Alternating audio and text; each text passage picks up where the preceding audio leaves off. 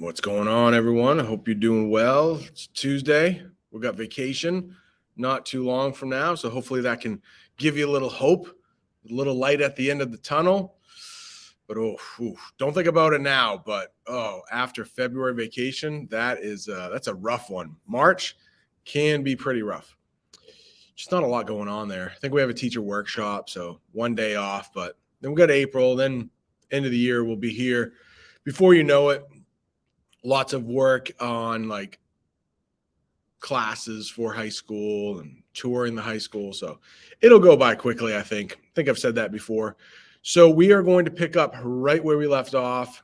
If you remember, was it on Friday? Yeah, I think we left on Friday because, of course, bowling yesterday. I don't know about you, but I thought that was pretty good. Yeah. Hopefully we'll be able to do another field trip before the end of the year because I thought it went well. Hopefully you did too. Had some fun bowling. So much so that my knuckles were getting sore. I think I bowled like 3 games. So let's pick up right where we left off with Harriet Tubman. If you remember, she was remembering, or maybe she was telling the story of how one slave, when they got captured and brought back, the master just beat them so much that they died. So she was letting them know, it could be really rough when you get back. You could probably be tortured so much that you're going to give up the locations, the safe houses and the trails to the north. So that's not good, obviously. And she has that gun there. We'll talk a little bit more about the gun today. Just how she, they never tried to steal it from her. There's 11 of them, one of her, but she probably just instilled so much fear in them, and they knew the stakes were pretty high that they probably we should push on. We're going to get a little good news today. I think we might finish it actually. So let's get into it. Nice and big, so hopefully everybody can see, even in the back of the room. We stopped with paragraph 44. Thus, great word, not used anymore these days, right? Thus, and then we come to a word I've never seen before right here. Hopefully I pronounce it correctly. Thus, she forced them to go on. Sometimes she thought she had become nothing but a voice speaking in the darkness. Cajoling. This is like lighthearted, like kind of laughing a little bit with them.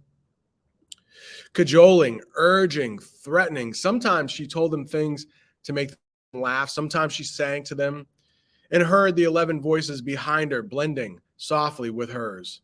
And then she knew that for the moment, all was well with them. She gave the impression of being a short, muscular, indomitable, so not easily discouraged. New word for me, honestly. I've never seen that word before.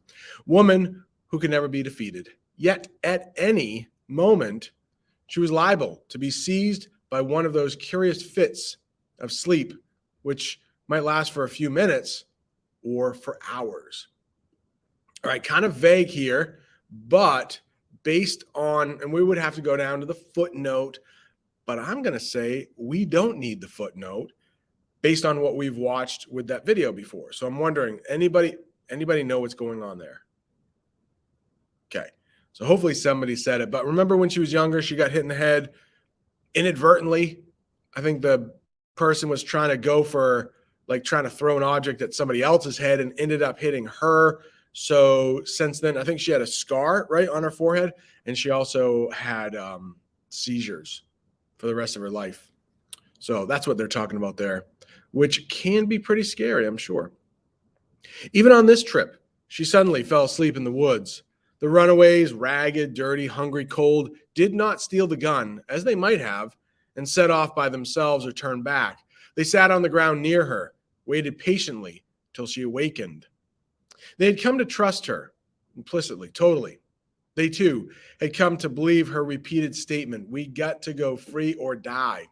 She was leading them into freedom, and so they waited until she was ready to go on.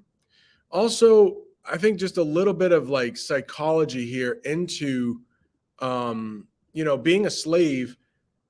You've never really had that freedom to choose for yourself. So most of these were, adults. So they had lived the entire part of their life so far, or thus far, as a slave. So they might have been a little timid, never having that control over their lives. Just if you've grown up like that, always being controlled. And that's what the video was talking about with her husband, how he had been kind of conditioned not to want to seek freedom, even though he was a technically freed slave. All right, more of this here. Finally, they reached Thomas Garrett's house in Wilmington, Delaware. We've heard about this guy quite a bit. Just as Harriet had promised, Garrett gave them all new shoes and provided carriages to take them on to the next stop.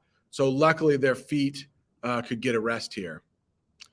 But by slow stages, they reached Philadelphia, where William Still hastily recorded their names and the plantations whence they had come, and something of the life they had led in slavery.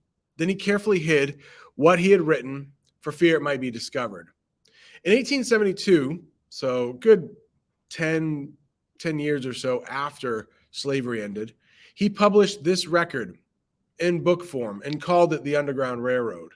In the foreword to his book, he said, "While I knew the danger of keeping strict records, and while I did not then dream that in my day slavery would be blotted out, or that the time would come when I could publish these records, used to afford me great satisfaction to take them down fresh from the lips of fugitives on the way to freedom, and preserve them as they had given them."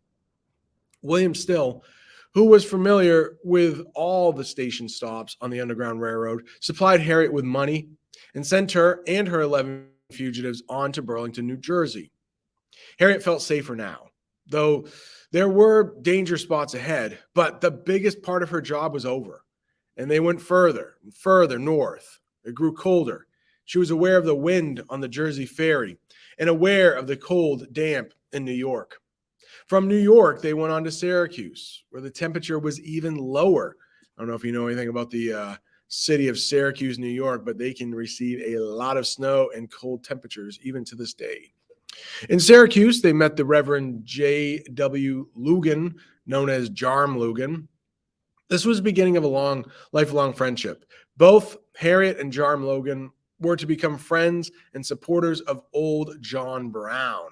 Pretty sure, I don't think you can have a history class without talking about this guy, John Brown, but he led a lot of slave revolts, ended up, I believe, being executed.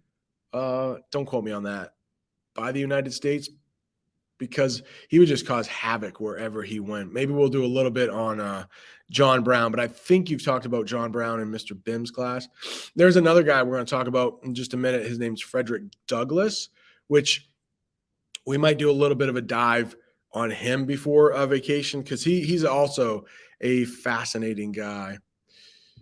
All right, from Syracuse, they went north again into a colder, snowier city, Rochester, where they almost certainly stayed with Frederick Douglass, for he wrote in his autobiography.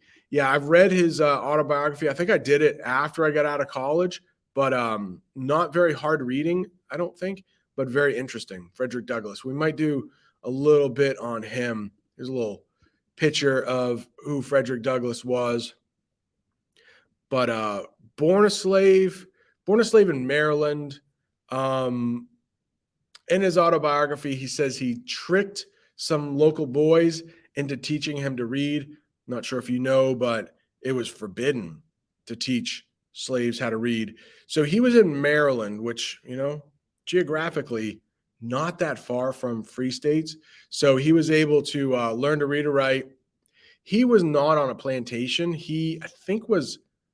There was one slave, I think, with a husband and a wife, maybe two slaves, but he lived in a house, not on a plantation. And I guess his main job, if I remember correctly from his autobiography, was running errands for the man and the woman. So he would be out quite a bit on the streets of Baltimore, I believe. So that's where he would have a little bit more freedom, where maybe it would take 10 minutes to run that errand, but maybe he'd be gone 20 minutes talking to those local boys and tricking them into reading. That's what I remember from the autobiography. But yeah, pretty interesting dude there. Someone that we could definitely dive into maybe before vacation. So this is what he writes in his autobiography. On one occasion, I had 11 fugitives at the same time under my roof, and it was necessary for them to remain with me until I could collect sufficient money to get them to Canada. It was the largest number I had ever had at one time. I had some difficulty in providing so many with food and shelter, but as may well be imagined, they were not very fastidious in either direction. Fastidious, just kind of like focused, pretty much, and were well content with very plain food and a strip of carpet on the floor for a bed or a place in the straw on the straw in the barn loft. Late in December 1851, Harriet arrived in St. Catharines, Canada West, now Ontario, with 11 fugitives. It had taken almost a month to complete this journey. Most of the time had been spent getting out of Maryland. The first winter in St. Catharines was a terrible one. Canada was a strange frozen land, snow everywhere, ice everywhere, and a bone-biting cold, the like of which none of them had ever experienced before. Harriet rented a small frame house in the town and set to work to make a home. The fugitives boarded with her. If you ever hear that term, like room and board, if you ever like go to college, there'll be the tuition fee, but then also for room and board. So I think it also includes food too, room and board. Could be wrong on that, but boarded with her. Hopefully that makes sense. They worked in the forests, felling trees. And so did she. She sometimes took other jobs, cooking or cleaning house for people in the town. She cheered on these newly arrived fugitives, working herself, finding work for them, finding food for them, praying for them, sometimes begging for them. Often she found herself thinking of the beauty of Maryland, the mellowness of the soil, the richness of plant life there. The climate itself made for an ease of living that could never be duplicated in this bleak, barren countryside. And we know this, living in Maine, that, it can be pretty rough here in the winter, probably even more so where she was living. In spite of the severe cold, the hard work, she came to love St. Catharines, the other towns and cities in Canada where Black men lived. She discovered that freedom meant more than the right to change jobs at will, more than the right to keep the money that one earned. It was the right to vote, sit on juries.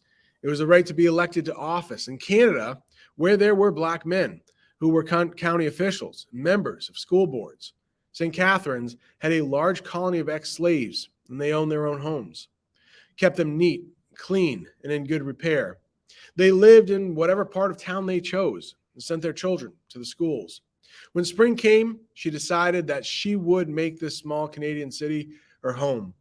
As much as any place could be said to be home to a woman who traveled from Canada to the eastern shore of Maryland as often as she did. In the spring of 1852, she went back to Cape May, New Jersey. She spent the summer there, cooking in a hotel. That fall, she returned, as usual, to Dorchester County and brought out 9 more slaves, conducting them all the way to St. Catharines in Canada West, to the bone-biting cold, to the snow-covered forests and freedom. She continued to live in this fashion, spending the winter in Canada and the spring and summer working in Cape May, New Jersey, or in Philadelphia.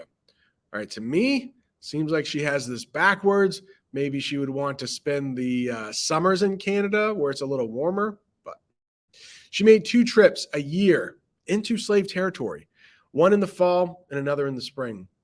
She now had the definite crystallized purpose. And in carrying it out, her life fell into a pattern which remained unchanged for the next 6 years. All right, so there we conclude our deep dive into Harriet Tubman. I'm not sure about you, but I find that inspiring that she would be willing to risk her freedom to get more people free. It must have been very easy to just say, hey, got 11 people up here. I did my deed. I'm good. But she went back. What did we say at the beginning? Was it like 300? 300 people she helped free. So, all right. There will be a Google form available. Yeah, that's about it. A couple more days before vacation. We'll have a few more activities before then. I think Friday, we'll watch a movie of some sort before vacation. Why not? So we have Tuesday, Wednesday, and Thursday. A little bit more work than vacation. So hopefully not too bad. Adios.